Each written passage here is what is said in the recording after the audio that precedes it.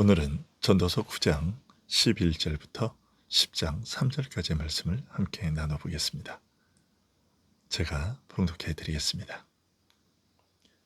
내가 다시 해 아래에서 보니 빠른 경주자들이라고 선착하는 것이 아니며 용사들이라고 전쟁에 승리하는 것이 아니며 지혜자들이라고 음식물을 얻는 것도 아니며 명철자들이라고 재물을 얻는 것도 아니며 지식인들이라고 은총을 입는 것이 아니니 이는 시기와 기회는 그들 모두에게 임함이니라. 분명히 사람은 자기의 시기도 알지 못하나니 물고기들이 재난의 그물에 걸리고 새들이 올무에 걸림같이 인생들도 재앙의 날이 그들에게 호련히 임하면 거기에 걸리느니라.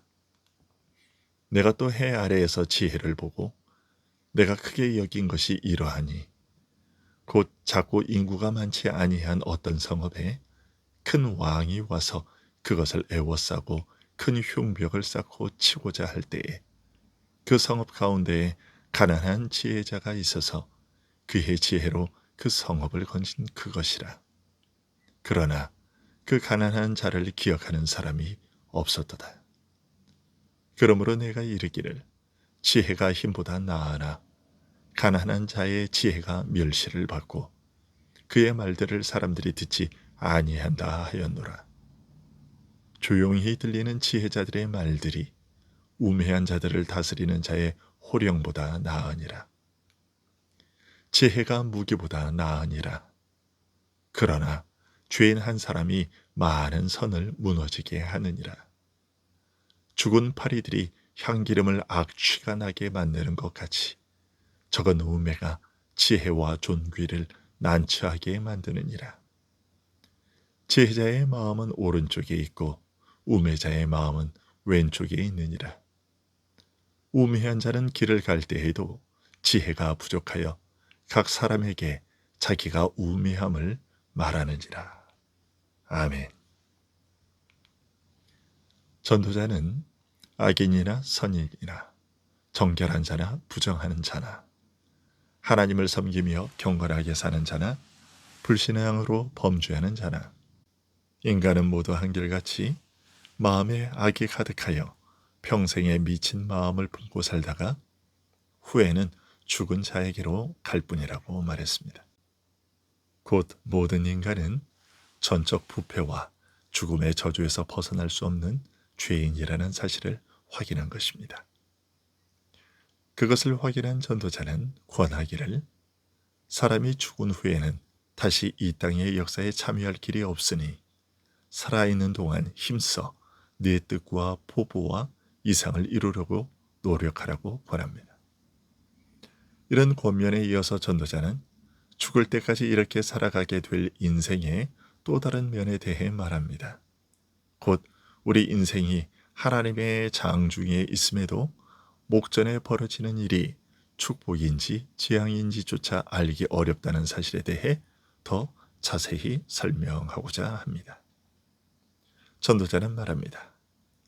내가 다시 해 아래에서 보니 빠른 경주자들이라고 선착하는 것이 아니며 용사들이라고 전쟁에 승리하는 것이 아니며 지혜자들이라고 음식을 얻는 것도 아니며 명철자들이라고 재물을 얻는 것도 아니며 지식인들이라고 은총을 입는 것이 아니니 이는 시기와 기회는 그들 모두에게 임함이니라. 이처럼 현실이 우리의 상식적인 기대에서 벗어나는 이유에 대해 설명하기를 모든 일이 시기와 기회에 따라 일어나기 때문이라고 말합니다. 여기 시기와 기회라는 말은 특별한 뜻을 가지고 있습니다. 시기는 하나님께서 만사를 그 정하신 때에 따라 행하시는 그 때를 가리킵니다.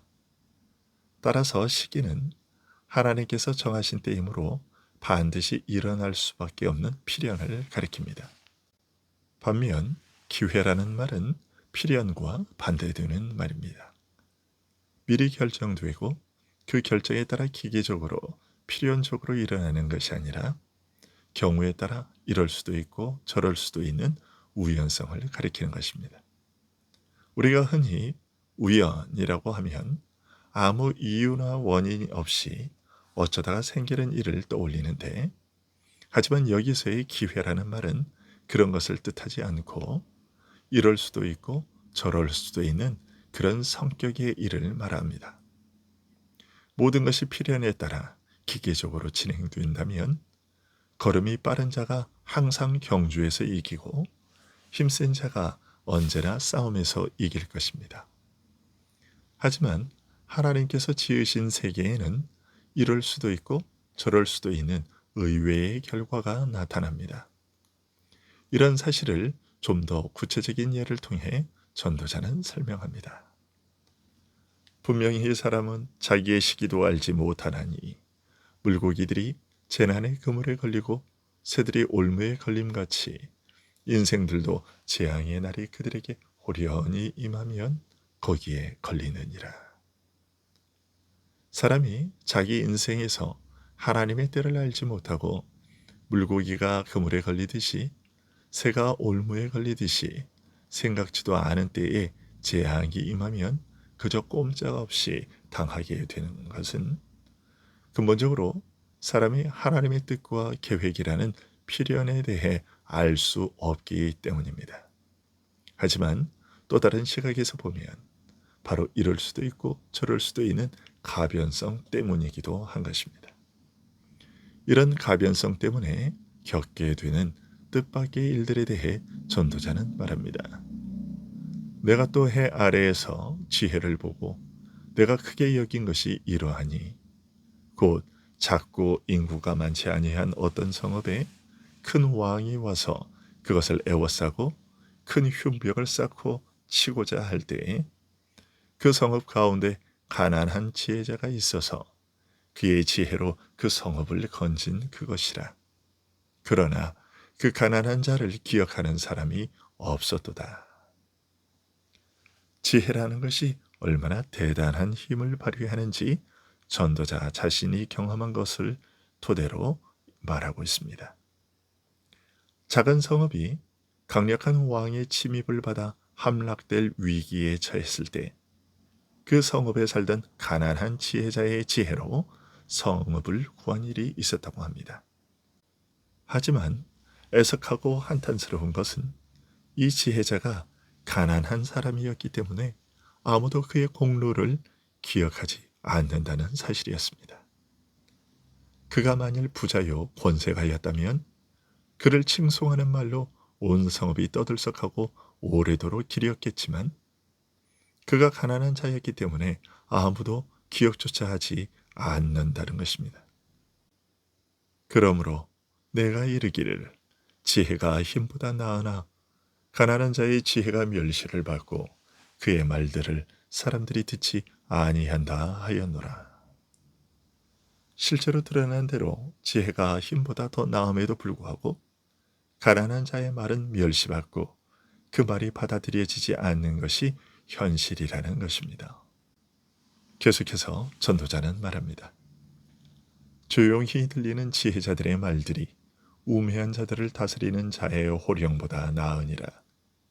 지혜가 무기보다 나으니라. 그러나 죄인 한 사람이 많은 선을 무너지게 하느니라. 성읍 전체를 위기에서 구했다는 미담이 있을 정도로 지혜는 전쟁 무기보다 더 강한 것이 사실이지만, 그러나 반대로 죄인 한 사람이 많은 모든 것을 망치는 경우도 있다는 것입니다. 죽은 파리들이 향기름을 악취가 나게 만드는 것 같이 적은 우매가 지혜와 존귀를 난처하게 만드느니라. 작은 우매가 지혜와 존귀보다 귀한 대접을 받는 것이 현실이라는 것입니다. 악화가 양화를 구축한다는 것입니다. 게다가 지혜자의 마음은 오른쪽에 있고 우매자의 마음은 왼쪽에 있느니라고 말합니다. 지혜자와 미련한 자의 생각이 엇비슷하기라도 하면 어느 것을 택하든지 그 폐해와 이익이 그저 그런 정도의 차이겠지만, 전혀 생각이 다르고 서로 반대여서 어느 쪽을 선택하느냐에 따라 그 결과의 차이도 극단적일 수밖에 없다는 것입니다. 뿐만 아니라 우매한 자는 길을 갈 때에도 지혜가 부족하여 각 사람에게 자기의 우매함을 말하느니라 라고 말합니다. 모자라면 가만히 있기라도 하면 좋을 텐데 미련한 자일수록 목소리를 더 크게 내고 무리를 자기 마음대로 좌지우지하려 하며 자기의 미련한 의견대로 끌고 가려 한다는 것입니다. 이런 예들은 우리의 일반적인 기대와는 반대인 현실의 모습을 드러내는 것들입니다. 하지만 좀 더 근본적인 차원에서는 바로 가변성 때문에 현실에서 겪게 되는 어려움들의 한 예인 것입니다. 이처럼 우리의 기대와 원칙에서 벗어나는 일들을 경험하게 될 때면 왜 일이 이러냐? 대체 이런 현실 속에서 어떻게 살아가야 하는가? 라는 허무와 불안, 혼란과 좌절, 무기력, 자포자기의 심정을 느끼게 됩니다. 하지만 실제로 우연이라고 말하는 가변성은 우리가 허망해하거나 부정적으로만 볼 일이 아닙니다. 앞서 말씀드린 대로 시기라는 것은 하나님께서 만사를 그 정하신 때에 따라 행하시는 그 때를 가리킵니다. 그것은 누구도 거스를 수 없는 것이고 반드시 일어나도록 정해진 필연을 나타냅니다. 반면 우연이라고 말하는 가변성은 미리 결정되고 그 결정에 따라 기계적으로 일어나는 것이 아닌 경우에 따라 이럴 수도 있고 저럴 수도 있는 것을 가리킵니다. 그런데 이런 두 가지가 다 현실 속에 존재합니다. 달리 말하면 사실 하나님께서 만사에 정하신 그때와 시기는 아무도 거스를 수 없는 필연성을 지니고 있음과 동시에 우연이라고 말하는 것까지 포함하고 있습니다. 하나님께서 정하신 때와 원칙이 기계적으로 적용된다면 걸음이 빠른 사람이 경주에서 언제나 이겨야 하고 힘센 사람이 전투에서 항상 승리해야 합니다. 하지만 하나님께서 정하신 때가 시행되는 과정에는 가변성이 있어서 걸음이 빠른 자가 넘어지는 것과 같은 일이 발생하여 그 사람이 질 수도 있는 것입니다. 그러나 이런 가변성이 있다고 해서 하나님께서 무원칙하고 변덕스럽게 행하신다는 뜻은 아닙니다. 필연이 우리 눈에 우연처럼 보이는 일들과 함께 가는 것입니다. 즉 우연처럼 보이는 것조차 사실은 하나님의 시기인 필연에 속해 있는 것입니다.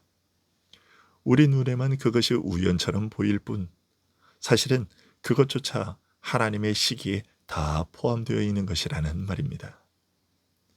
그리고 정하신 때라는 필연성이 이럴 수도 있고 저럴 수도 있는 가변성과 어떻게 결합되어 있는지 우리 인간으로서는 헤아릴 수가 없습니다. 이것은 신비에 속하는 문제입니다. 우리 인간의 자유도 바로 그렇습니다. 우리의 자유로운 선택과 행동이 하나님의 시기, 하나님의 정하신 것과 어떻게 연결되고 결합되어 있는지 우리로서는 알 길이 없습니다. 이것 역시 신비에 속한 일인 것이죠. 이런 현실 아래서 살아가는 우리가 과연 하나님에 대해 무엇라 말할 수 있으며 무엇을 항변하여 그와 맞설 수 있겠습니까? 이런 현실 아래 살아가는 우리 인생에게 가장 현명한 선택은 무엇이겠습니까? 시기를 정하시고 그 정하신 때에 따라 자기의 뜻을 행하시는 하나님을 의지하는 것일 겁니다. 기도하겠습니다.